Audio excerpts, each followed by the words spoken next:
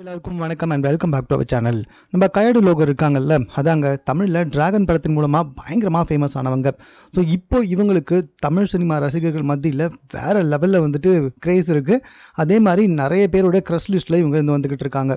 இப்போ கயடு லோகோ தாங்க பயங்கரமாக வந்துட்டு எதுனா சொல்லுவாங்களே, அதாவது ட்ரீம் க்ரஷ் அப்படி இப்படின்னு சொல்லுவாங்கள்ல. ஸோ அந்த மாதிரிங்க இப்போது அவங்க என்னென்னா அடுத்தடுத்து நிறைய படங்களில் நடித்து வந்துக்கிட்டு இருக்காங்க.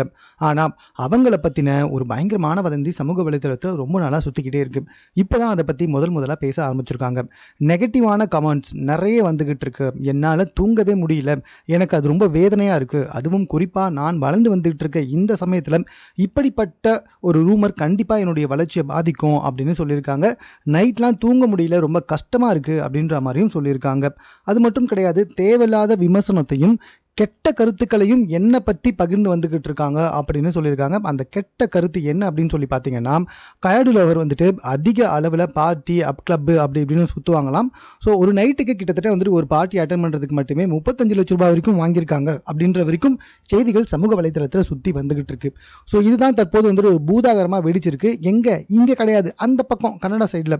ஸோ இதனால் வந்துட்டு ரொம்ப கடுப்பாகி இருக்காங்களாம். ஸோ இது வந்துட்டு அவங்களுக்கு ரொம்ப பெரிய மன உளைச்சலை ஏற்படுத்தியிருக்கு அப்படின்ற மாதிரி வந்துட்டு சொல்ல ஆரம்பிச்சிருக்காங்க. இது கண்டிப்பாக வந்துட்டு ஒரு மிகப்பெரிய பிரச்சனை தான் போய் முடிய போகுது. பிகாஸ் ஆஃப் இப்போ தான் உண்மையிலே அவங்க வளர்ந்து வந்துகிட்டு இருக்காங்க. இந்த சமயத்தில் வந்துட்டு கண்டிப்பாக இப்படிப்பட்ட ரூமர்ஸ்லாம் வந்துச்சுன்னா அவங்க வளர்ச்சிக்கும் அது பிரச்சனை தான், அவங்க சேலரிக்கும் அது பிரச்சனையாக தான் வந்து முடியும்.